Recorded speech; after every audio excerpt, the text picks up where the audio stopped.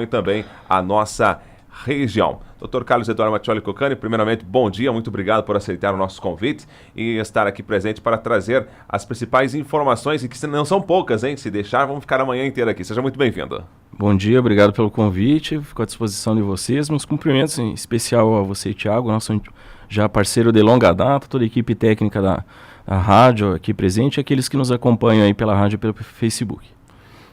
Muito bem, e a nossa entrevista vai começar falando sobre a semana. Foi uma semana bastante intensa, de muitas atividades, junto ao judiciário local, com também os parceiros, como o Núcleo Regional de Educação, as escolas da nossa região. Foi uma semana cheia sobre a questão, principalmente, dos projetos ao combate à evasão escolar. A gente vai falar um pouquinho sobre cada dia que tivemos alguns eventos, desses projetos, claro, você vai poder ficar já por dentro de como aqui o judiciário de nossa região está trabalhando e com isso trazendo resultados espetaculares nos últimos anos. Vamos começar falando, doutor, do programa Escola de Paz, que tivemos na última segunda-feira, esse programa trabalhando com algumas famílias.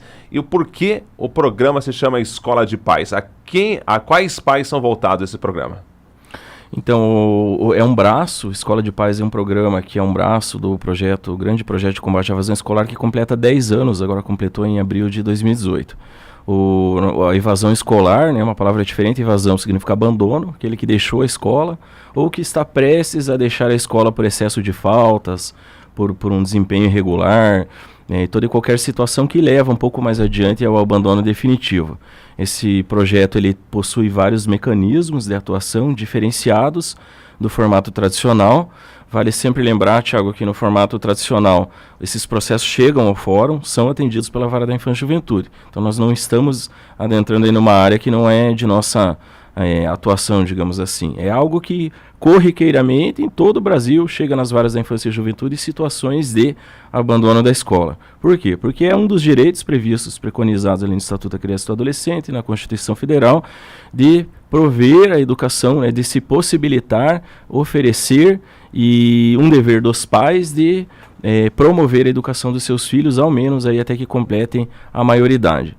Isso não ocorre em muitas situações, pelos mais diversos motivos, e quando isso não ocorre, há uma obrigação da escola de comunicar aos órgãos de poder público da rede de proteção que auxiliam no trato dessa questão.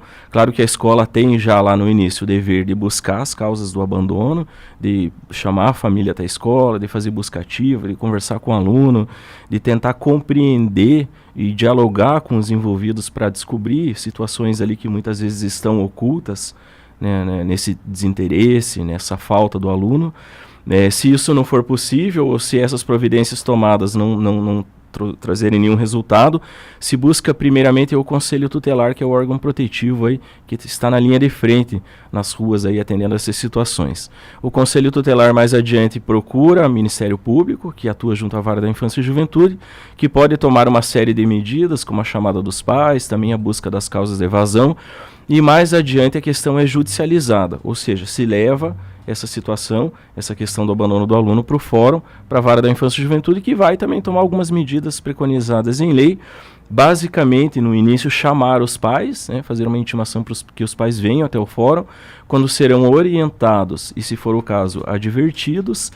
E essa situação de chamada ao fórum muitas vezes resolve, Thiago, o problema, há um retorno do aluno para a sala de aula. Nós, quando estávamos aqui há cerca de 10 anos atrás, atuando já na Vara da Infância e Juventude, ali no início de trabalho, nós observamos que essa situação, esse processo judicial de abandono da escola chegava na Vara da Infância e Juventude entre agosto e setembro do ano letivo. O encontro dos pais e a vinda deles até o fórum se dava entre outubro, novembro e dezembro. Com a vinda dos pais para o fórum, como eu falei, em muitas situações havia o retorno para a sala de aula, mas aí o ano letivo tinha terminado. Então nós tínhamos ali um processo frutífero que resolvia o problema encaminhado para o judiciário, porém de forma muito ruim, de forma muito com uma baixa qualidade, na medida em que não se possibilitava mais o aluno recuperar o ano letivo que estava praticamente perdido. No projeto nós montamos uma estruturação, um fluxo diferenciado de trabalho, em que nos colocamos ao lado da rede, nós, eu digo, Vara da Infância e Juventude, ao lado do Ministério Público e do Núcleo Regional de Educação, nos colocamos ao lado da rede de proteção, da escola, do núcleo familiar, ali por volta do mês de abril, início de abril, quando fazemos as audiências coletivas de orientação e advertência. Eu falei que isso ocorria no fórum rotineiramente entre setembro a novembro e nós passamos isso para abril. Se nessa audiência de abril o aluno retornar e não tiver mais faltas, o ano letivo ainda está em andamento, ele consegue normalmente seguir a sua carreira escolar de forma tranquila, de forma normal. Claro que há um índice muito bom de retorno nessas audiências coletivas, em torno de 50%. Muitos pais tomam um susto quando são chamados nessas audiências do fórum. Nós não fazemos no fórum esse primeiro contato, é feito num auditório, ou da Câmara Municipal, ou de uma faculdade, ou de uma escola. Em alguns municípios da região até improvisamos, porque nós precisamos de um auditório confortável. Lá em Cruz Machado, por exemplo, fazemos um auditório da Igreja Luterana, mas é um ambiente propositalmente, melhor dizendo, fora ainda do judiciário, próximo de onde a escola está situada, próximo à residência das pessoas, e um diálogo com os pais. Nesse diálogo, nessa conversa, nessa orientação, há uma situação, há uma quantidade muito grande de casos em que há situação, por exemplo, de desconhecimento até mesmo dos pais que os filhos estão faltando à escola. Os pais se assustam e trazem informações como, por exemplo, o meu filho todo dia acorda, toma banho, toma um café, coloca o uniforme, coloca a mochila nas costas e entra no ônibus. Como assim não está indo para a aula, Porém, não sabe o pai que o ônibus para na porta da escola e o filho não entra. O filho já vai ali para um grupinho que está fora da escola que vai ali permanecer durante a manhã. Há situações que descobrimos bullying, que também os pais desconhecem. Não é comum a criança chegar em casa e contar o bullying. É todo um processo o bullying vai piorando, o constrangimento vai aumentando. A criança muitas vezes demonstra com sinais de mudança de comportamento, para de comer, fica mais triste, chora sem motivo. E é importante, portanto, que os pais conversem com os filhos, sempre que notar mudança de comportamento. Mas uma grande quantidade de casos de bullying não são detectados pelos pais e eles só ficam sabendo do bullying quando são chamados para essas audiências. É importante dizer também que a própria escola muitas vezes tem dificuldade de notar o bullying. Então, nessa audiência coletiva ocorre em abril, porém, como eu falei, um índice de retorno de aproximadamente 50%. Nós noticiamos ali que há uma possibilidade e um risco até de aplicação de uma multa para pais omissos, Mas boa parte dos pais, é forçoso reconhecer aqui, até elogiar a conduta dos pais, que boa parte deles toma as medidas necessárias para que o filho estude normalmente, acompanhe as tarefas escolares em casa, verifica a agenda, no caso da idade que tem aquela agenda ainda que vai e volta para casa, vai à escola quando é chamado, verificar o boletim, as notas, conversa com os professores. Há, porém, uma porcentagem outra de pais que têm uma dificuldade maior de compreender algumas situações. E aí entra a tua pergunta, a escola de pais. Há pais, por exemplo, que desconfiam do uso de drogas pelo filho, mas não sabem dizer que droga. O meu filho ele não vai para a escola, mas eu não sei onde ele está. A minha filha está namorando com alguém, mas eu não sei quem é. Ela dorme alguns dias em casa, outros na casa do namorado. Então são situações já mais complexas que demandam um atendimento mais diferenciado. E também nesse público, Tiago, há uma parte de pais ali que tem uma dificuldade até de saber aonde buscar ajuda, quem eu procuro é o conselho tutelar, é a polícia, eu tenho o direito, o dever de ir atrás do meu filho, eu posso tirar ele da casa lá do namorado, que tem situações às vezes até chocantes, menina de 13 anos namorando com o senhor de 50, ela fala, mas está certo isso? O pai tem dúvida, por incrível que pareça, Às vezes não tem 50, mas tem 20, é um adulto, a criança ainda é uma criança mesmo, sequer adolescente. Há um risco de gravidez, a quantidade de gravidez precoce é muito grande ainda em todas as cidades da região, tanto na zona rural quanto na zona urbana. Então, a escola de pais, nós trazemos esses assuntos tratados de forma diferenciada. Nós trazemos especialistas, psicólogos, a polícia, delegado de polícia, assistentes sociais, pedagogos, educadores que vão tratar dessas questões com os pais. Eles vão trazer lições ali, assuntos que nós temos muitas vezes dificuldade, Por exemplo, um pai ali que sequer faz uso de bebida alcoólica ou de cigarro. Aí o filho começa a chegar com o olho vermelho, meio sonolento, ele fala, olha, eu sei que ele está usando alguma coisa, mas eu não sei o que é. Aí na escola de pais, o delegado de polícia, ele traz ali os tipos de droga, coloca em cima da mesa, mostra quais são os efeitos que cada tipo de droga causa, né? Nós buscamos ali conversar de forma mais precisa com os pais também. Há uma série de situações que chegou para nós nessa semana, agora na segunda e na terça-feira, na escola de pais, as situações muito graves, né, muito delicadas. Né? Num dos grupos, no grupo de segunda-feira, uma mãe noticiou que perdeu o filho, Tiago, no decorrer desse primeiro semestre. Então era uma situação que foi detectada de evasão escolar ali no começo do ano, em razão ali de uma série de situações, ali, envolvimento com drogas, daqui a pouco começou a ficar com dívida com o traficante, se envolveu em atos de violência. Então foi um grupo bastante pesado, há uma discussão coletiva primeiro, mas foi interessante porque uma boa parte dos pais ali presentes identificou um problema muito parecido, ou seja, eles vislumbraram ali um risco do filho deles ter o mesmo fim do que essa mãe que lamentavelmente perdeu, né, o filho ao longo do primeiro semestre. E a escola de pais, portanto, se deve a esse início de encaminhamento mais qualificado. Esse caso, por exemplo, da menina de 13 anos que namora o senhor de 50, que nós detectamos agora no decorrer desse primeiro semestre, se nós esperássemos o formato tradicional, talvez a menina estivesse aí já grávida no final do ano, quando chegasse no fórum do formato tradicional. Né? Essa gravidez muito provavelmente decorrente de uma violência sexual, em razão da diferença de idade, né? E toda uma outra série de problemas aí que viriam a ocorrer, chegando o caso ao fórum de maneira muito mais dificultosa a sua solução.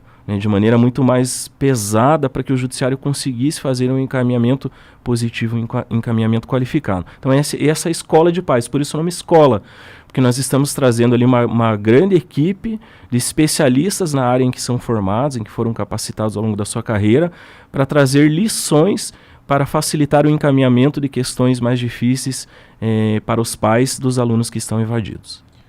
Doutor, aproveitando aí a oportunidade, quando você fala uma menor, 14 anos, com uma pessoa maior de idade, independente, acima de 18 anos, mesmo tendo consentimento da menor, por exemplo, numa relação sexual, o maior ele pode responder isso? Mesmo eu quis, vamos dizer, não foi ele que me forçou a nada, mas isso na esfera da lei, o maior pode estar respondendo? Essa tua pergunta é interessante. Eu atendi ontem, estava em Cruz Machado, nós temos um posto avançado do Fórum em Cruz Machado, onde eu me desloco rotineiramente para fazer audiências lá dos processos que são decorrentes de moradores do município de Cruz Machado. E ontem eu atendi um caso, uma menina de 13 anos. Uma menina de 13 anos foi praticado pelo conhecido, é um primo, na verdade, da menina, relação sexual por 2 vezes com ela antes dela fazer 14 anos. Até 14 anos, a violência é presumida nos termos da lei. Ou seja, ainda que tenha um suposto consentimento, uma concordância da mulher, ou do menino também, né? Há uma presunção de violência.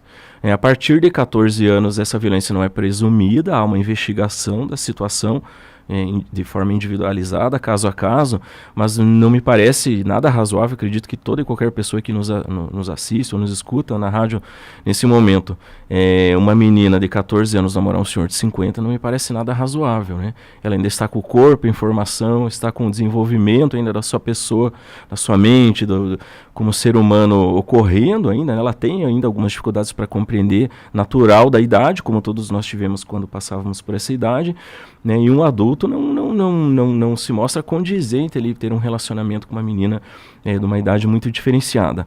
Há uma outra questão bastante importante de ressaltar, né? Aproveitando sua pergunta, todas essas situações costumam ter um contexto muito forte de violência contra a mulher.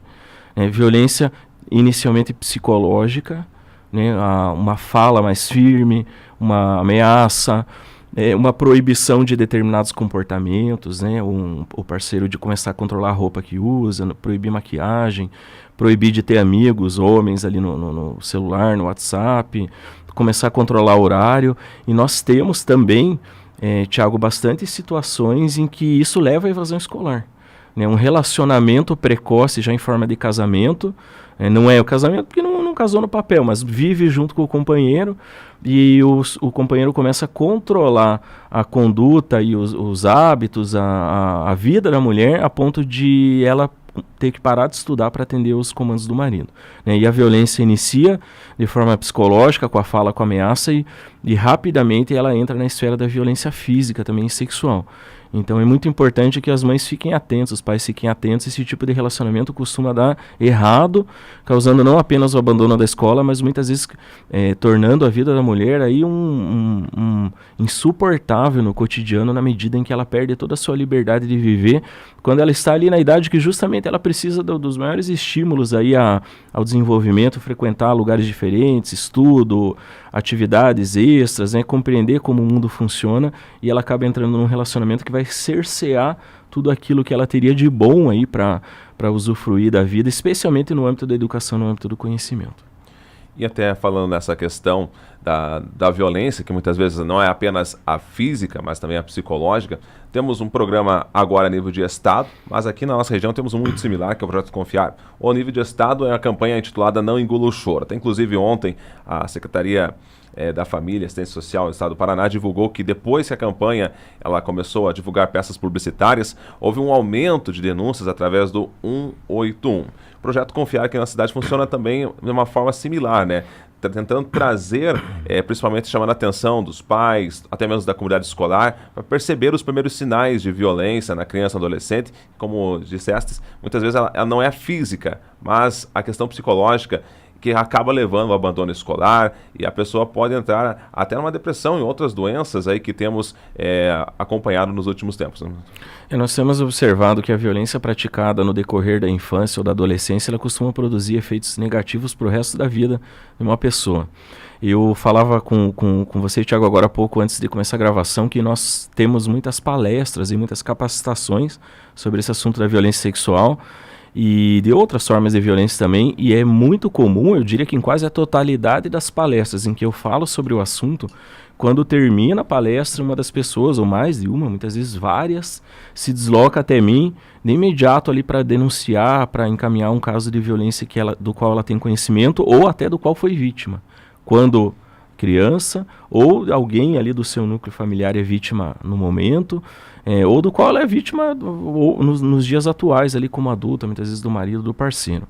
Então são situações que acontecem em todas as classes sociais, é importante dizer também, independe do nível socioeconômico, se mora na zona urbana, na zona rural, se tem estudo, se não tem estudo, se tem dinheiro, ou se tem uma situação de um pouco de maior dificuldade.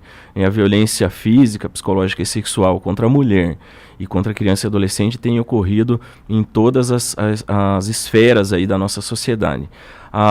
Esse programa é muito bom porque a propaganda, eu dei o exemplo da palestra, eu falo sobre o assunto, já em seguida alguém encaminha um caso que não havia chegado ao poder público. Então essa propaganda de governo do estado ela é de extrema importância na medida em que realmente aumentam os encaminhamentos de casos. No projeto Confiar aqui da nossa comarca, que tem pouco mais de 3 anos de execução e 4 anos já de criação, nós tivemos um aumento, né, para que se faça aí uma valoração do aumento de encaminhamentos de casos de suspeita de violência, e esse projeto ele trata da violência contra a criança e adolescente na violência de natureza sexual. Tem outros projetos paralelos do fórum que tratam das outras espécies de violência contra a mulher, né, e a violência contra a criança de natureza física ou psicológica. Esse trato da suspeita de violência sexual, nós tínhamos uma média de 2 a 3 casos por mês de encaminhamento na comarca. A comarca atende União da Vitória e mais 5 municípios do entorno. Nós temos hoje essa média semanal. E há semanas em que nós viramos aí 7, 8, 10 casos de encaminhamentos na comarca.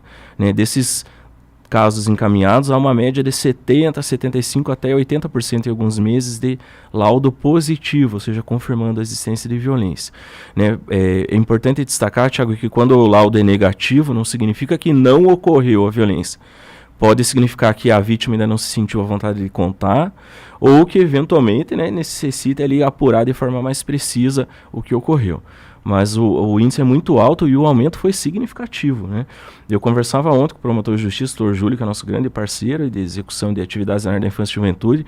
Quando eu falava dessa média de 7 a 8, ele falou: Carlos, vamos mensurar esses dados com precisão, porque eu acho que aumentou de novo, né? Nós já temos aí, não 7 a 8, já estamos batendo aí cerca de 10 casos por semana encaminhados em razão dessa propaganda, né? Que é feita desses assuntos, né? Divulgar como nós estamos divulgando aqui o assunto pode fazer alguém que está ouvindo que tem uma suspeita de algum caso em que possa ter ocorrido a violência, procure já ajuda logo a seguir.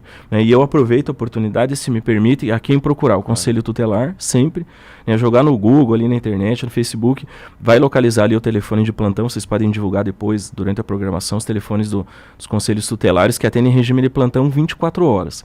Claro que numa situação de flagrante, né? Alguém que visualiza uma situação de violência, de imediato chamar a polícia militar para atender a ocorrência. Mas numa situação de suspeita, o Conselho Tutelar foi capacitado por nós para atuar de forma condizente aí com a necessidade de manutenção do sigilo, de proteção das vítimas. Esse encaminhamento depois chega ao projeto pelo Conselho Tutelar e a vítima não vai ser ouvida em delegacia, não vai ser ouvida pela polícia militar, não vai ser ouvida sequer pelo Conselho. Ela vai ser ouvida, não vai ser ouvida por juiz, em sala de audiência, nada disso. Ela vai ser ouvida por um profissional de psicologia que estudou e se capacitou para fazer esse tipo de atendimento. E mais do que isso, nós fazemos uma única oitiva. Ou seja, a vítima é ouvida uma única vez. Em outros lugares por aí, lamentavelmente, a vítima é ouvida pela escola, pelo Conselho Tutelar, depois na delegacia, às vezes pela PM, depois é ouvida também pela promotoria, pelo Fórum na Vara Criminal, pelo Fórum na Vara da Infância e Juventude. Aí se a gente contar, já deu 7, 8 vezes em que a criança é ouvida. Esse é o normal por aí, e era o normal aqui há alguns anos para trás. Então, o confiar é justamente para trazer o nome, confiar para trazer a confiança da vítima de levar o caso adiante se tiver ameaça. Quase todos os casos de violência têm o componente de ameaça também. Né? O abusador, muitas vezes, uma pessoa próxima, né? Mais de 80% pessoas próximas, são familiares, conhecidos, vizinhos. E essa pessoa, ela já tem um relacionamento ali de encontrar a vítima com uma grande frequência. Ela se aproxima ali com carinho, com cuidado, entregando um presentinho e daqui a pouco ela passa pro ato de violência. E a hora que a criança, que muitas vezes também tem dificuldade de compreender no começo, porque é alguém que ela tem carinho, tem respeito, né, amigo da família, amigo do pai, amigo da mãe, então ela começa a compreender que aquilo ali não pode, que tocar naquela parte do corpo está errado, que tirar a roupa não é assim que funciona. Ela começa a se sentir ali numa situação de desespero, e quando ela resolve procurar ajuda, há uma ameaça do abusador para que, se isso for feito, a violência vai piorar, vai ser feito mal aos familiares, vai matar, vai raptar a criança, vai sumir, eu vou matar sua mãe. E a criança, a adolescente, passa a ter ali um componente inclusive de medo, por isso muitas vezes a demora para contar. E quando conta, ainda lamentavelmente nós temos ali muita gente do meio familiar desacreditando a informação. Então é importante, quando um professor visualizar, o vizinho suspeitar, faça a denúncia. Não quer aparecer, não quer indicar o nome, tem lá o Disque 100, da violência, Disque 180, liga para o Conselho Tutelar e diz: olha, eu prefiro não dizer o nome, eu não gosto de aparecer. Depois isso pode criar uma confusão aqui na vizinhança, mas eu tenho certeza que tem alguma coisa errada acontecendo, o Conselho vai apurar. Esses encaminhamentos são levados para o projeto. Então esse projeto é muito bom, do governo do estado. O nosso projeto, ele tem esses diferenciais de que, além da propaganda, nós criamos um fluxo de atendimento que preserva a vítima, que protege, que deixa a situação sigilosa e diminui a quantidade de vezes em que é ouvida, porque nós sabemos que cada vez que a vítima reproduz os fatos que ela sofreu, há uma revitimização. Ou seja, há um aumento do sofrimento ali interno ao ter que contar e reproduzir os atos violentos do qual ela foi vítima, e que certamente estão aí entre os piores fatos que ela passou na vida dela. Doutor, voltando também agora ao assunto para nossas escolas, nesta semana tivemos ainda, lá no Colégio Estadual Pedro Stelmachuk, dentro do projeto de combate à evasão escolar, um outro projeto chamado Intervenção Pedagógica de Prevenção às Violências. Como a gente estava falando agora há pouco, não é só a violência física, muitas vezes o bullying praticado nas escolas. E até na edição, salvo engano, de terça-feira aqui do Jornal da Manhã da Jovem Pan, conversávamos com a diretora lá do Colégio Pedro Stelmachuk, e ela disse: depois que o projeto foi implementado aqui na escola, nos últimos 2 anos, diminuiu significativamente as questões de violência. Como a gente falou, não só aquela física, aquela briga após a aula. Embora isso também, não só no Pedro Stelmachuk, mas em toda a nossa região, nitidamente tem se diminuído. Hoje, com celular, todo mundo filma, e mesmo assim a gente raramente se vê tais ações que antes até era comum, que esse trabalho tem sendo desenvolvido forte aqui pela região. É importante dizer que esses atos, em primeiro lugar, não ficam impunes. Eles são encaminhados de imediato para a pedagogia da escola e, se for o caso, dependendo do teor da violência, da natureza dos atos praticados, para a vara da infância e juventude. De forma extremamente rápida, inclusive. Alguns vídeos que circularam aí no começo do ano de brigas em portas da escola, na mesma semana a vara da infância e juventude já estava atendendo os envolvidos, né, e foram feitos esses encaminhamentos ali. Quando houve prática de crime, que nós chamamos de ato infracional, já a apuração e punição dos envolvidos e as vítimas aí recebendo um tratamento diferenciado protetivo para lidar com a questão ali da violência sofrida. O Pedro Se Machuque é uma escola junto com o Colégio Santa Bárbara de Bituruna, foram as duas primeiras a receber esse programa de atendimento pedagógico de prevenção às violências. É importante dizer que as escolas têm uma preocupação com essa questão e têm nos procurado para lidar com essa questão de forma diferenciada. Quando a escola já tomou algumas medidas e não visualizou um resultado tão concreto, ela procura parceiros para buscar soluções diferentes. E o trato da questão em forma de discussão coletiva no âmbito escolar é uma das sugestões que nós fazemos sempre e priorizamos essas duas escolas que nos procuraram já com um plano pedagógico de atendimento. É importante dizer, Tiago, que ninguém trata de uma questão num ambiente coletivo tratando as situações de forma isolada. Se houve ali uma série de brigas na porta da escola, nós não vamos resolver essa questão se não envolver toda a comunidade escolar. A comunidade escolar compreende não apenas os alunos, mas também os professores, a equipe pedagógica, os demais servidores do ambiente escolar e especialmente as famílias dos envolvidos. Há muitas situações ali de violência que tem toda uma gama de situações antecedentes ali que precedem o ato de violência, muitas vezes decorrentes do núcleo familiar ou do meio social em que o aluno vive. E aquilo só é externado no ambiente escolar por uma coincidência do aluno passar uma boa parte do dia dentro da escola. No caso do Pedro Se Machuque, foi muito legal o diretor a nos procurar, porque nós já rapidamente ali visualizamos o problema da ausência do muro, né, com a ajuda do Núcleo Regional de Educação, o muro ali que faltava nos fundos da escola já foi colocado. A escola já teve um atendimento diferente ali, de encaminhamentos de rede de proteção, mas o que eles precisavam ali também é buscar conhecimentos de áreas em que nós não nos formamos e não nos capacitamos. Eu, por exemplo, sou um jurista. Eu estudei o curso de Direito, depois fiz a formação na magistratura, mas eu não tenho conhecimento apurado de psicologia, de pedagogia, de saúde, de medicina, de outras áreas do conhecimento que não são da minha formação. Então eu preciso trabalhar com uma equipe multidisciplinar que traga esses conhecimentos para o ambiente do fórum para que eu produza um trabalho mais qualificado. Da mesma forma, os educadores de uma escola, que tem ali a formação em pedagogia, às vezes em psicologia, em letras, seja lá em que área for, mas que não possuem, por exemplo, conhecimentos jurídicos, conhecimentos de segurança pública, e conhecimento de outras áreas que não estão ali dentro também da sua esfera de formação. É esse o programa. Nós fizemos ali o fecho da primeira etapa no Colégio Pedro Se Machuque, a diretora já muito contente, a equipe da escola, a repercussão muito positiva. É sempre importante trazer esse apoio, especialmente para as escolas que já têm um encaminhamento mais positivo.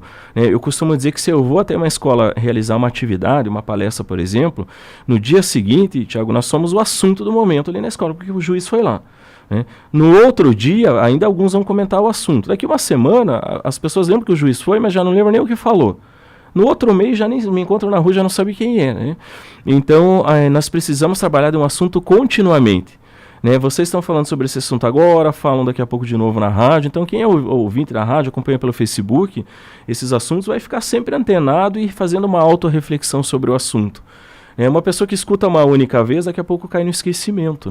Então, esse é o projeto, esse é o plano de atendimento, esse é o programa que nós levamos ali para o ambiente escolar, já com resultados bastante frutíferos, segundo foi passado pela diretora nossa. Excelente. Eu sei justo que, através aqui da pessoa do Dr. Carlos Eduardo Macchioli Cocani, há muitos outros projetos. Um deles que eu quero destacar é o chamado Projeto da Criança e Adolescentes Protegidos. Nessa semana, inclusive, aqui na região sul da cidade, se não me engano, na Escola Municipal na Judite Góes Lima, foram entregues aí para mais de 100 crianças o documento URG. O porquê da importância de entregar um RG? Eu vou citar como exemplo o meu caso. fui fazer o RG quando tinha ali já beirando meus 16 anos, já próximo à idade de entrar já para o mercado de trabalho. Só ali então que vi a importância do RG. E nos dias atuais o RG é um documento de extrema importância, até mesmo para preservar a certidão de nascimento. Os pais hoje, para viajar, por exemplo, tem que ter um documento de identificação, e o RG é um documento mais prático, e agora nessa parceria entre as entidades, podendo fornecer de forma gratuita para as nossas crianças, né? Exatamente, Thiago. Se me permite, eu vou só voltar um pouco e vou fazer uma explanação, se for o caso você me corta. O fórum, nós temos 5.000 processos em andamento, né, em torno de 4.800 processos na Vara da Infância, Juventude e Família, e mais ali 200 a 400 processos no Sejusc, que são processos que começam já em razão do acordo, ali do encaminhamento para um projeto, ele já arquiva em seguida. Mas a média de trâmite é em torno de 5.000 processos. O nosso carro-chefe são os processos judiciais, né? Muitos advogados aí que acompanham nosso trabalho aí nas redes sociais e as pessoas muitas vezes que não conhecem, né? Eu tenho um processo na Vara da Família, lá o doutor vai executar os projetos lá, e como é que fica meu processo? Então há toda uma equipe que trabalha com esses 5.000 processos judiciais. Nós tínhamos já no âmbito da Vara da Infância e Juventude o projeto mais antigo de combate à evasão escolar. Com o advento do Sejusc, quem não conhece Sejusc é o Centro de Cidadania. É uma sigla, né? Centro Judiciário de Solução de Conflitos e Cidadania. Esse Centro de Cidadania, que nós intitulamos aí pela sigla Sejusc, ele cuida exclusivamente das mediações e dos projetos. Então há uma equipe paralela ali dentro do Fórum da Vara da Família que lida com esses projetos de forma exclusiva e possibilitou, inclusive, que além do projeto de combate à evasão escolar, nós trouxéssemos inúmeros outros projetos de áreas diferentes, inclusive, né? A violência sexual ali é uma área que também respinga ali no crime, né? Não é uma área só da infância e juventude. E há inúmeros outros projetos ali que acabam também influenciando em outras áreas de atuação ali do fórum. Esses projetos são cerca de 30 em execução. Eles são trabalhados no Sejusc. No Sejusc nós criamos projetos novos, temos mais de uma dezena de projetos ali em fase de planejamento, de preparação para colocar em execução. Nós vamos lançar muito em breve um projeto que trata, por exemplo, da prevenção ao suicídio, que é algo bastante comum, lamentavelmente, nas nossas cidades. Há um projeto que trata ali da prevenção à gravidez precoce, vai ser lançado aí nas escolas um pouco mais adiante. Então, há muita coisa vindo por aí. Mas nós também copiamos bons projetos que já estão prontos, né, já foram pensados, estudados, executados de forma regular e frutífera, como é o projeto Criança e Adolescente Protegidos, da desembargadora Lídia, que é componente do Tribunal de Justiça do Paraná, que é um projeto fantástico. O teu exemplo foi muito bom. Aí muita gente, às vezes, vai adquirir o documento lá numa idade avançada. E esse documento ele pode ser fundamental, muitas vezes, por exemplo, uma criança vítima de sequestro, de rapto, para auxiliar na sua localização. É importante dizer que esse documento já tem aquela identidade digital, né, que é um documento mais moderno. Ele é muito parecido com o RG antigo, mas ele já tem aquela base de dados eletrônica ali nos sistemas de segurança pública, e isso vale para todo o Brasil. Se a criança, por exemplo, atravessar uma fronteira, ou se tentar atravessar uma fronteira, já vai acusar lá, né? Alguém dirige ali até Barracão e tenta passar com a criança por lá, como já aconteceu conosco, com um pai que não tem a guarda do filho.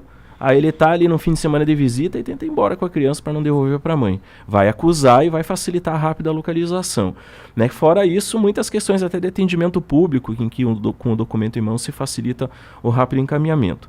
Esse projeto ele tem dois viés. O principal é o documento em si, e ele é direcionado por um convênio com as escolas estaduais. Nós somos pioneiros ao levar pela primeira vez para uma escola municipal. Uma escola que fica numa localidade ali que tem demandas sociais flagrantes, né? Quem conhece ali os bairros ali, Limeira, Rio da Areia, há uma necessidade de atuação mais firme do poder público ali naqueles bairros ali da região. E nós, por isso também, não só por isso, claro, também pelo belíssimo trabalho que é realizado pela direção da escola, pelo corpo de professores, nós prestigiamos essa primeira escola como a primeira escola municipal a ser atendida pelo projeto. Foi fantástico, né, porque são as crianças menorzinhas.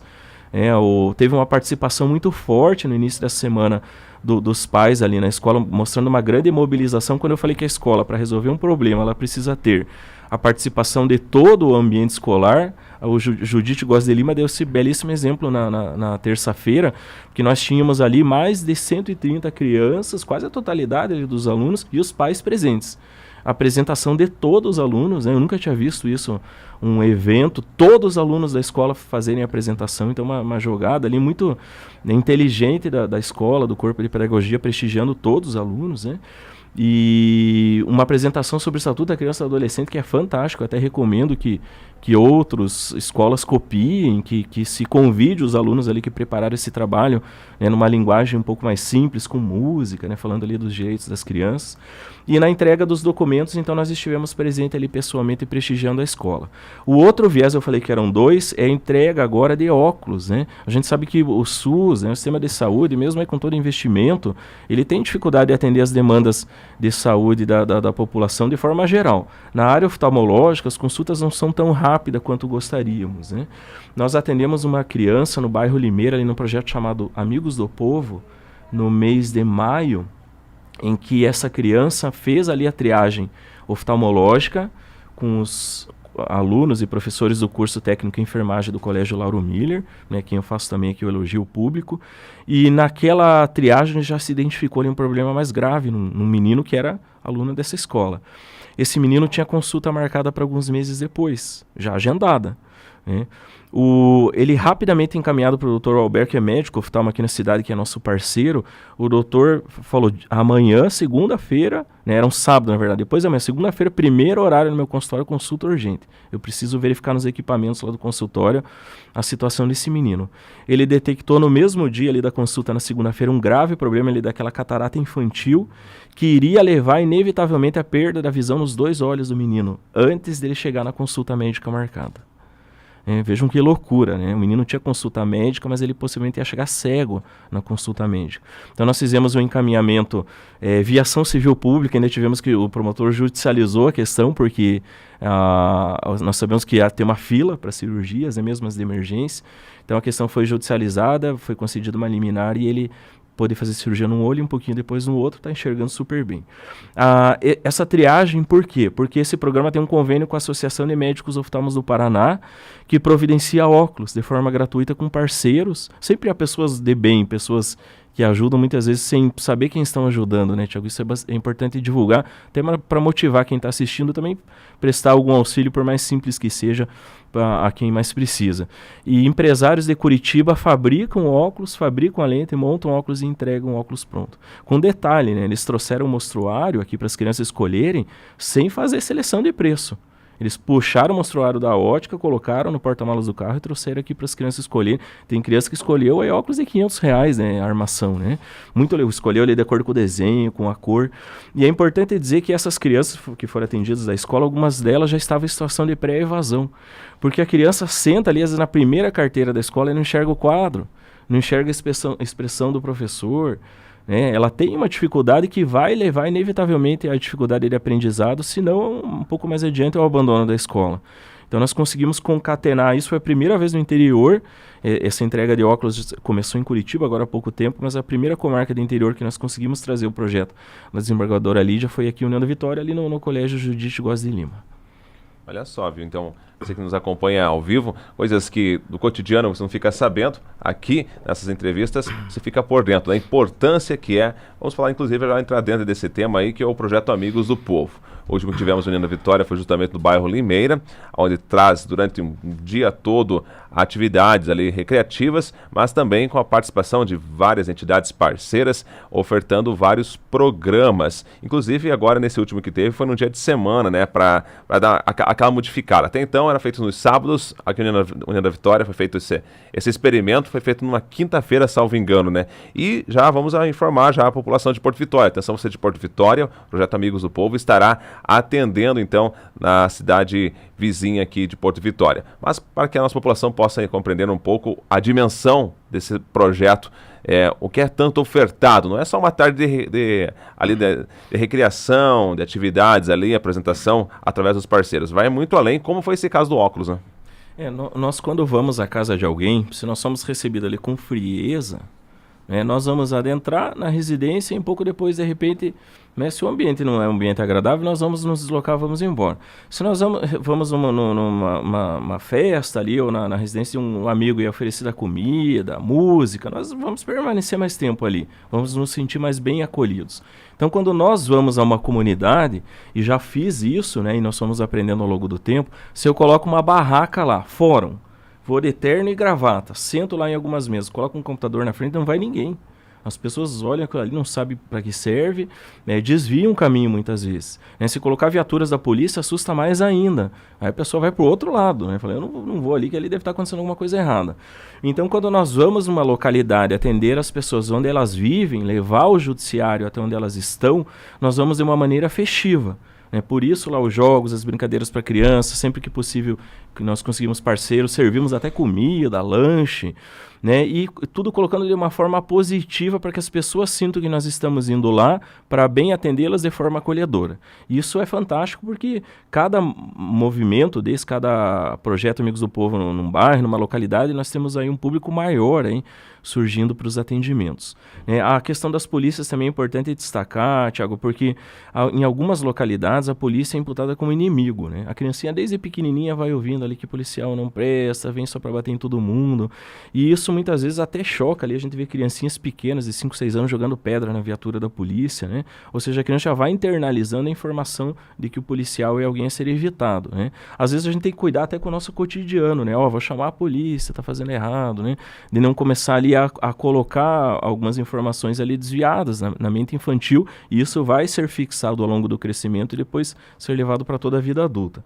Então, nesses eventos, também nós trabalhamos com a segurança pública, colocando ali a polícia de uma forma bastante positiva, né? Sempre ali viaturas diferentes, nós conseguimos em alguns eventos trazer até o helicóptero da Polícia Militar, né? Os bombeiros são parceiros ali, a viatura da polícia faz aquele passeio, né? A criançada forma uma fila gigantesca ali para poder entrar na viatura, liga ali o giroflex. Então, mostrando que o policial é como ele é realmente, que é um parceiro da sociedade, das pessoas de bem, né? Se uma viatura tem dificuldade de entrar num determinado bairro à noite, a pessoa de bem, pessoa que pratica seus atos corretos, queria estar dormindo à noite quando os vizinhos lá estão fazendo confusão, agredindo terceiro, ela vai chamar a polícia vai ter uma dificuldade para atender o caso, né? Se aquela localidade tem ali um viés positivo de recebimento da polícia, o próprio policial vai ter um trabalho facilitado que vai produzir efeitos positivos para toda a coletividade daquela localidade. Então esse é um outro viés também. E o atendimento de serviços públicos, né? Ali nós conseguimos colocar inúmeros parceiros promovendo serviços públicos, os serviços judiciários, por exemplo, gente que não iria até o fórum, que não sabe como que faz para ir ao fórum, não sabe em qual fórum ir. Né? A União da Vitória, a gente tem o fórum, ali onde ficam as áreas criminais, ali ao lado daquele antigo shopping, né? Nós temos o fórum eleitoral aqui na Prudente Moraes, nós temos a vara do trabalho ali perto do INSS, nós temos a Justiça Federal na Manuel Ribas, todos são fóruns, e a vara da família ali na Professora Masília. A pessoa não sabe nem aonde ir. Como que faz para chamar um advogado, contratar um advogado? Eu não posso pagar, como proceder? Então, nesses eventos, nós estamos ali para tirar essas dúvidas e para fazer o encaminhamento. E nós fazemos inúmeros encaminhamentos ali no dia, né? Um senhor que nos procurou, por exemplo, nesse evento mencionado por você no bairro Limeira, né? Ele estava ali prestes a perder a casa, né? Ele estava já inscrito em órgãos de inscrição e negativação de crédito, ele perdeu a Bolsa Família, não sabia dizer por quê. Que a Bolsa Família faz uma grande diferença para muitas famílias, né? O valor ali que é custeado, que tem o vínculo com a escola. Então ele falou, mas meus filhos estão estudando, o que aconteceu, né? Eu estou cumprindo a minha obrigação, por que foi cortado? Nós descobrimos lá o motivo. Né? E uma série de outras medidas. Ele falou, olha, o advogado, uma vez eu conversei com ele, não entendi nada do que ele falou. Fui no fórum, também não entendi nada do que falaram. Então nós sentamos ali com uma assistente social, uma psicóloga, que ficaram ali meia hora conversando com o senhor, explicando toda a situação dos processos dele, quais são os encaminhamentos, auxiliando ali a proceder com as situações que foram ali prolatadas. Nós colocamos no último evento o CPF, né? Nós estamos tentando trazer o RG agora também para fazer na hora, conseguimos ali fazer o CPF, enfim. É uma série de medidas que são concatenadas para promover essas comunidades com atividades de cidadania, promover socioeconomicamente.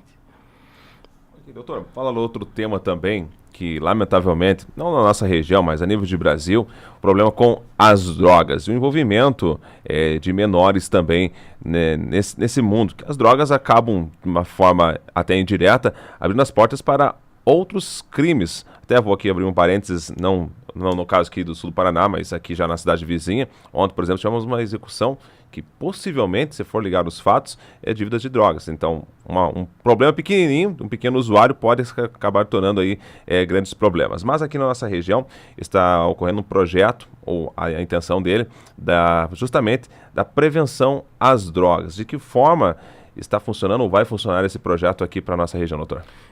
A questão drogas há dois viés de trabalho em que há uma demanda gigantesca e me parece que são os dois que vale a pena concentrar. O combate é muito difícil, combate em lugar nenhum do mundo terminou com o tráfico e com o grande consumo de drogas. Muitas vezes até a informação que é colocada, né? Drogas faz mal, é droga, é ruim, mas de repente o álcool é uma droga e quase todos nós fazemos uso de álcool no momento de lazer, de forma moderada, porque ele tem ali um efeito positivo no início, né? Antes do abuso. Né? Então você coloca uma informação que não condiz com exatamente o que vai acontecer depois. Ao proibir, torna um atrativo, né? Tudo que é proibido chama atenção, tem toda uma magia ali de buscar, de descobrir o porquê. Então o combate ele é muito difícil, né? Não estou dizendo que a gente não vai combater, mas combater a gente precisa ter a consciência de que não vai terminar, porque o uso vai continuar ocorrendo, como ocorre em todos os países ricos, país pobre, bairro chique, bairro mais simples. Os dois viés de trabalho, a meu ver, é o trato preventivo, como foi a tua pergunta, especialmente para o público infanto-juvenil. Nós temos um grande projeto com o vereador Almires, uma espécie de ProERD 2, que está vindo com muita força no ano que vem, inclusive com recursos públicos para promover ele de forma mais grandiosa, pegando uma idade já mais difícil. O ProERD 1 é fantástico, né? Quem já viu uma formatura de ProERD, o envolvimento que existe daquelas crianças ali, mas é aquilo que eu falei há pouco, no começo da entrevista, você fala para a criança sobre drogas, ela tem uma determinada idade, você não fala mais para frente. O assunto vai cair no esquecimento, né? Você tem que estar todo momento tratando dessa questão para trazer informações concretas, para que ela tenha conhecimento sobre o assunto. E dentre o conhecimento sobre o assunto, uma delas está, por exemplo, os riscos que existem muito maiores para o uso, para o simples uso, não falo nem de abuso, uma criança e um adulto.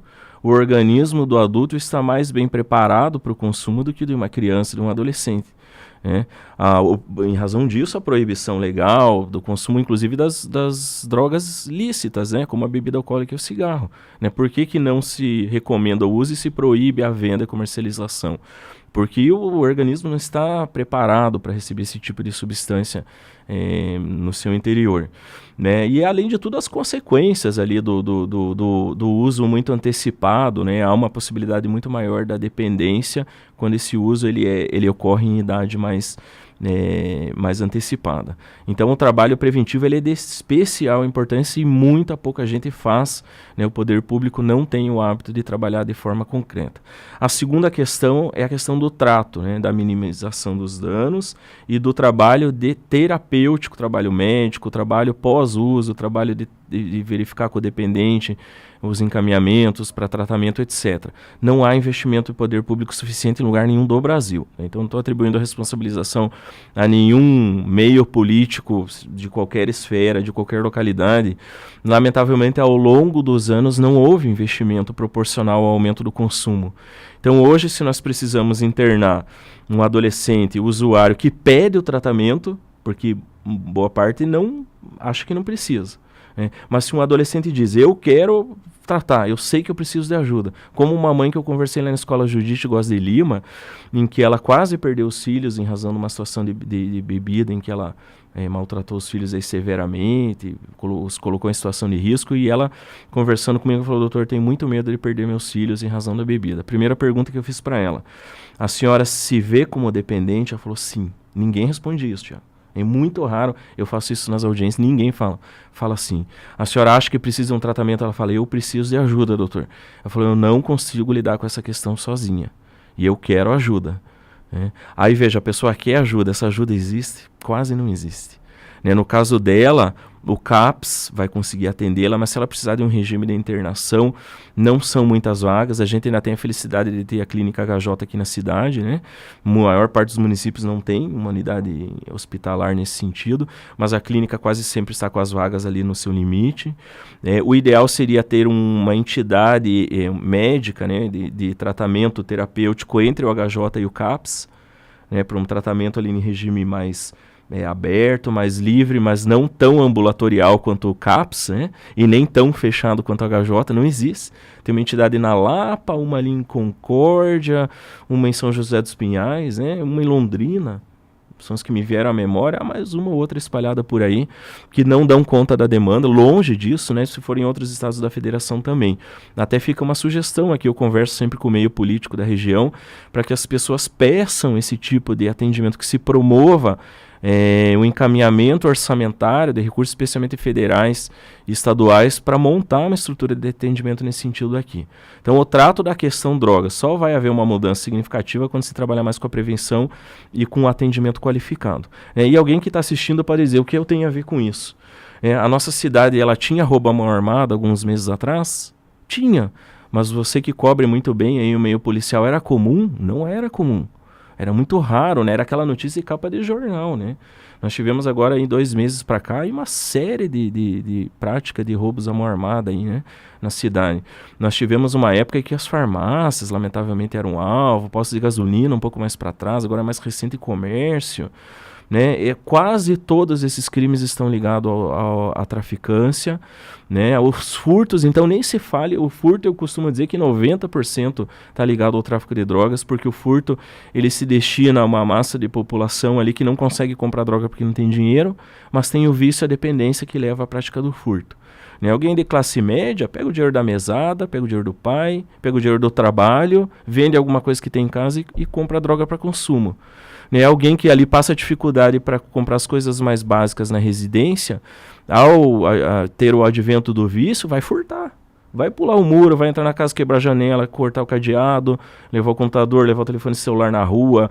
E mais adiante, se essa situação de desespero que dá ali pela falta da droga, que isso é químico, né? Não é controlável, é importante dizer, se não for feito um tratamento, essa pessoa vai adquirir uma arma e vai praticar crimes mais graves, né?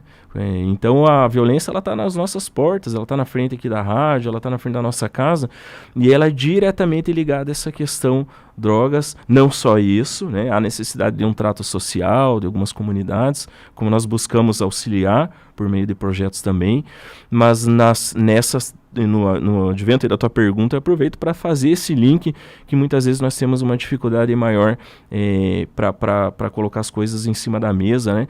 E visualizar o direto link, a direta relação de uma situação com a outra.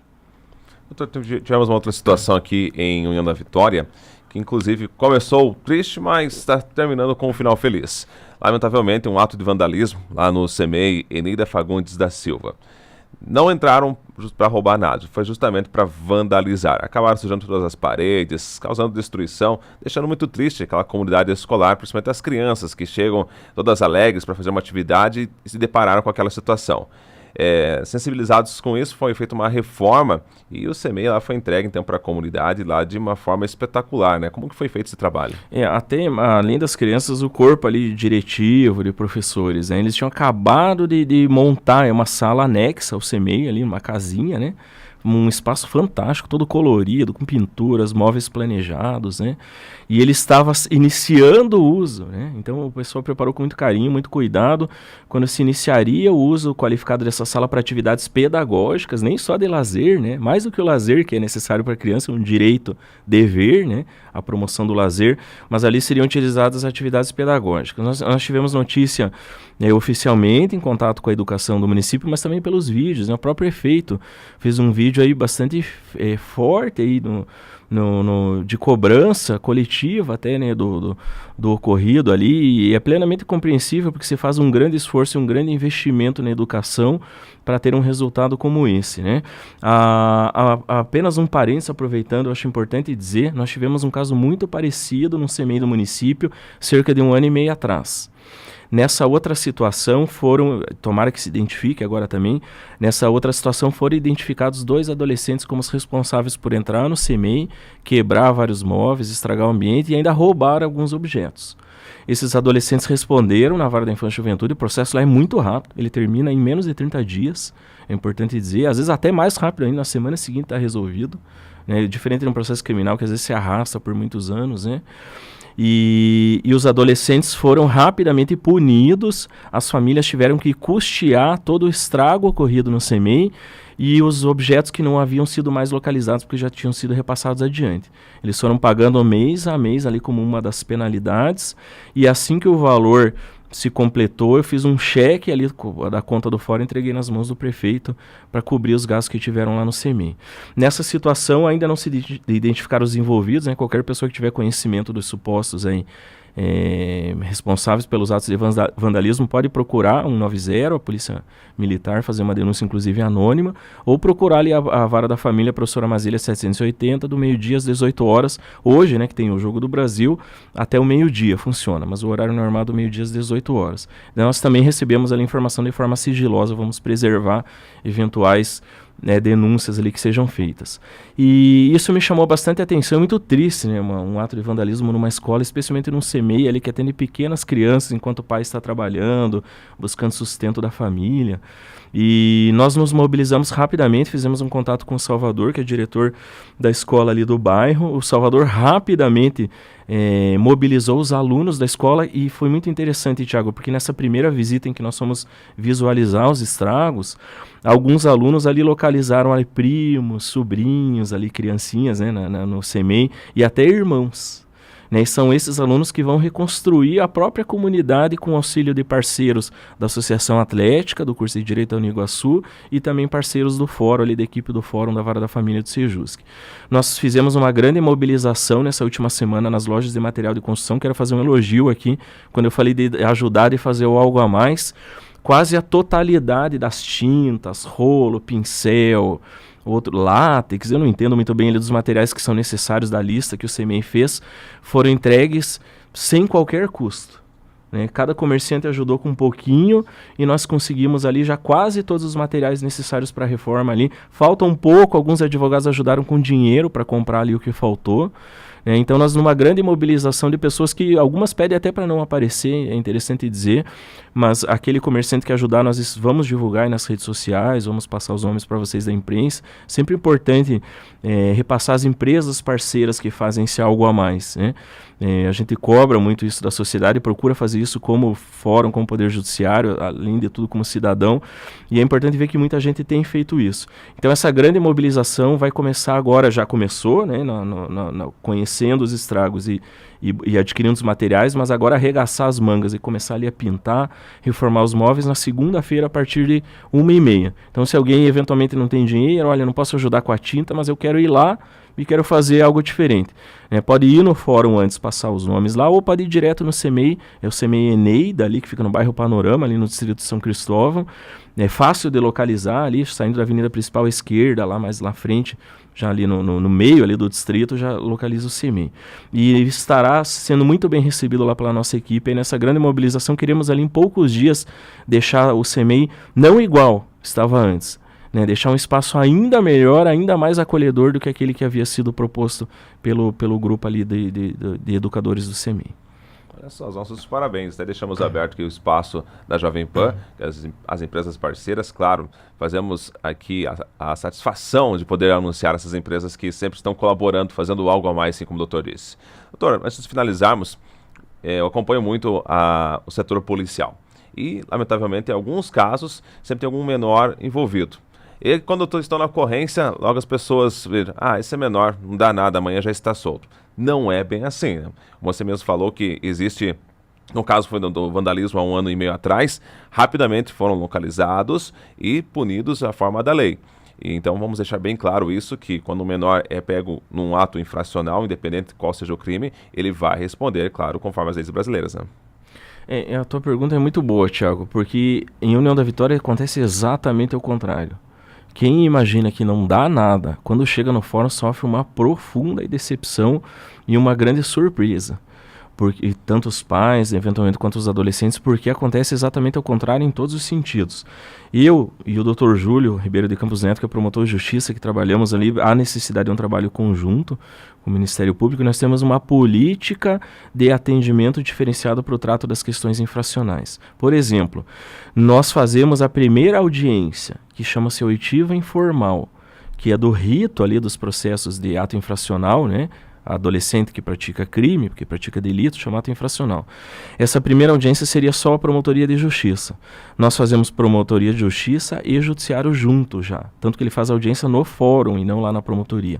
Por quê? Para abreviar o rito. Essa primeira audiência. A segunda já é uma audiência judicial, que eu faço poucos dias depois. Quando é questão de flagrante, que o adolescente permanece preso, eu faço ali de 1 a 2 dias depois. Essa audiência na vara criminal, a custódia obrigatoriamente 1 a 2 dias depois, mas a primeira audiência já vai ser lá na frente. Então a gente faz o mais rápido possível. Hoje até nós estamos abreviando mais ainda, porque numa boa parte desses casos de crimes não tão graves praticados por adolescentes, há o encaminhamento para cumprimento de medidas em meio aberto. Então o CREAS já está participando ali. Então já sai o adolescente no dia, às vezes seguinte que cometeu o crime, né, ele já sai ali com a medida, com o papel que eles falam, né, com o documento do fórum ali, indicando a entidade em que ele vai passar a cumprir a medida em reprimenda ao ato praticado. Né, isso diminui significativamente a reincidência, é o primeiro ponto a ser colocado. Segundo, diminui a impunidade, porque a punição é ultra célere. Ela acontece logo a seguir ao ato praticado. Isso causa uma profunda reflexão ali no adolescente. Puxa, eu caí ontem e já estou hoje aqui começando a cumprir medida na minha entidade. Né? Isso faz um poder de transformação muito grande para buscar e evitar a reincidência e diminuir a sensação de impunidade que muitas vezes se tem. Nos casos de adolescentes que permanecem apreendidos, que o processo não termina numa única audiência, nós temos pela lei um prazo de 45 dias para terminar. A nossa média é de 25 dias. Praticamente metade. E há casos, né, por exemplo, que nós terminamos ali em 10 dias, sem atropelar nenhuma regra processual, sem atropelar nenhum ali direito ao contraditório, ampla defesa, devido ao processo legal, que são direitos que todos nós temos como cidadãos, né, porque nós podemos também ser acusados injustamente da prática de um crime, então não se pode atropelar a lei. Nós seguimos estritamente ali os requisitos legais, mas processamos de forma muito rápida. Isso é uma política pública de judiciário e de Ministério Público do trato da questão segurança pública envolvendo os adolescentes. Por que continua? Porque algumas pessoas ainda têm essa visão de que não dá nada, que não vai acontecer na comarca de União da Vitória, é importante dizer. Então as pessoas vão ter uma surpresa aí muito ruim quando caírem ali. Né? Há ali muitas vezes até um desespero do adolescente e dos pais, né? Porque eles achavam que realmente não aconteceria nada e acontece. Tem prisão para adolescente. Nós temos adolescentes presos, eles não ficam aqui na comarca, porque você bem conhece, né, prazo de 5 dias da delegacia, então são transferidos rapidamente. Né, o último adolescente ele ficou 2 dias aqui, já conseguimos a transferência de vaga para Curitiba. Né, é importante dizer que vaga existe para menor, também né, temos muita dificuldade como tem para o adulto. Falta vaga na delegacia, não tem vaga em presídio, mas nós temos também toda uma articulação interna do fórum para conseguir essas vagas. Né? Nós literalmente incomodamos a central de vagas para que os adolescentes de União da Vitória nós possam receber o tratamento ali previsto em lei e não serem soltos por falta de vaga, como muitas vezes acontece. Esse processo ele termina rapidamente e também há um índice de reincidência menor, Thiago, porque no SENSE, que é o presídio do menor, chama SENSE, Centro Socioeducativo. Lá tem médico, tem psicólogo, tem escola, tem profissionalização, tem pedagogo, tem assistente social. Tem lá, se a gente visitar um SENSE, né, eu faço convite aí quem não conhece, fazer pegar uma van, um ônibus e ir para Curitiba, lá levar as pessoas mostrar. É diferente de um presídio que a gente vê em filme, ou que fica todo mundo de laranja ali atrás das grades, ou que fica o pessoal lá amontoado ali com redes, porque não tem mais espaço para pôr colchão no chão. Não é nada disso o presídio de menores, né? Então, felizmente, ainda há um investimento de poder público, de orçamento para cuidar desses casos. E na volta, há um poder de transformação muito grande. O que é mais difícil de tratar é o viciado dependente. Porque esse, se você tratar a questão da autorreflexão, ele está profundamente arrependido pelo ato que cometeu. Mas se ele tiver o vício e a gente não conseguir encaminhar para um tratamento, tem ainda o risco de ter recaída e reincidência. Então não tem nada disso, não dá nada, não existe aqui em União da Vitória. Né? Quem acompanhar o trabalho, inclusive, né, do meio policial, muitas vezes até o adolescente acaba recebendo uma medida mais pesada do que no criminal. Né? Nós temos muitos crimes ali que são praticados por um adulto e um adolescente. O processo do adolescente termina ali em 15, 20 dias, o do adulto continua, o adulto respondendo solto e o adolescente já foi transferido para um centro socioeducativo. Então isso tem acontecido, claro que tem todo algum aspecto da legislação, não estou falando mal de ninguém, longe disso, né? Não estou fazendo nenhuma crítica a pessoas especialmente, mas sim mostrando que nós fazemos ali um esforço muito grande para dar uma resposta para crimes praticados por adolescentes. O nosso índice de reincidência aqui do adulto é de em torno de 85% no Brasil. Para adolescentes é 37%, uma média aumentou um pouco agora, 43% ali. O nosso número é menos de 20% na comarca. Ou seja, de cada 10 adolescentes que cometem um crime e caem em nossas mãos, 8 nunca mais vão praticar qualquer tipo de delito, né? Então, eu até elogio a tua pergunta e ter a oportunidade de falar isso de forma mais clara e quebrar esses estigmas, essas falsas notícias, esses fake news, né? Que estão na moda agora, que são propalados de forma intensa. Olha, o adolescente está de boa, como se diz, pode praticar o crime e não dá nada. É exatamente o contrário. Tá certo? Obrigado pela pergunta também.